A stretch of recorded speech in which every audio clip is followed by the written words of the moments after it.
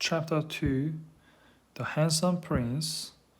After a while, the little mermaid saw a ship sailing toward her. The sailors dropped anchor, and the ship moved gently on the calm sea. Many colored lanterns were lighted on the deck. Oh, how wonderful the ship looks, she thought. Its colored lights are so pretty. Then the little mermaid heard music coming from the ship. She swam to the ship. Then she saw many well-dressed people on the deck. They all looked very excited. Among them, there was a handsome young man. He was a prince, and he was having a birthday party. His big dark eyes took her breath away. He reminded her of the stone figure of a boy in her garden. He is very handsome, she whispered. I think I really love him.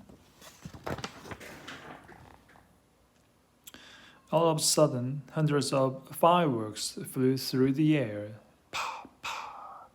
Everyone on board the ship shouted for joy. The little mermaid was frightened by the noise, so she dived under the water. But she soon popped up again and swam back to the ship. The little mermaid kept watching the prince. She could not take her eyes off him. "Oh, how lovely he is," she exclaimed. "I really want to speak to him."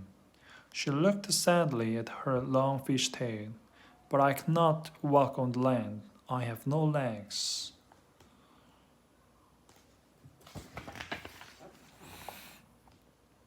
Suddenly, there was a rumble deep down in the ocean. "Look out! Beware of the sea!" screamed the little mermaid, but the sailors couldn't hear her. The ship was tossed about on the angry sea. Huge waves broke over its sides. "A storm!" shouted the sailors. "Help! Help me!" The broken masts and sails fell onto the deck. Some of the sailors fell into the sea. Then the little mermaid saw the young prince also fall into the sea. Finally, the ship sank to the bottom of the ocean. She swam to rescue the prince. His eyes were closed when she found him. "Don't die, my love," she whispered. "Don't die, I will save you." She held his head above the water. The waves carried them to the shore. When the sun rose, the storm stopped. The little mermaid pulled the prince onto the beach. "He is still breathing. He is alive," she said.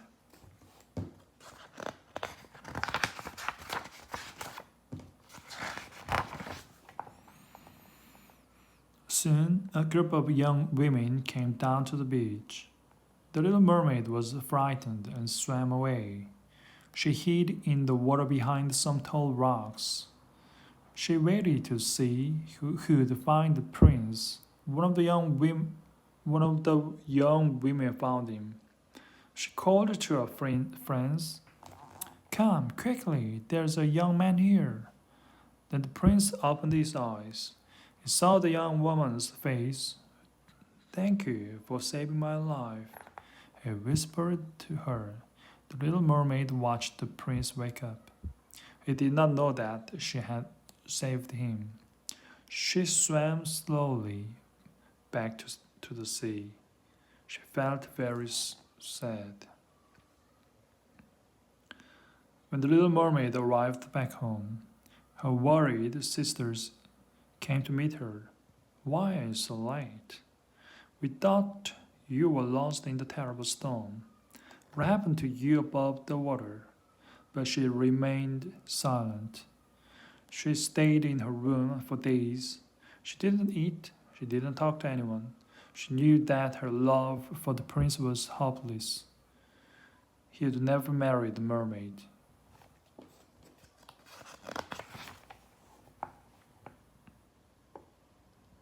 Finally, she couldn't keep her secret any longer. So, she told her sisters the story. "I fell in love," she cried. Come, little sister, said one sister. You must forget him. You and he can never be together. But the sisters felt sorry for her. One of their friends knew where the prince lived, so she took the little mermaid to see his castle. The little mermaid was very happy. After that, she swam near the castle every night, and in the moonlight she watched the prince.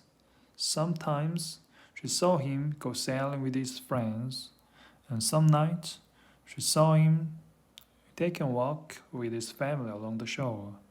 She liked the people on the land more and more, and she longed to live with them.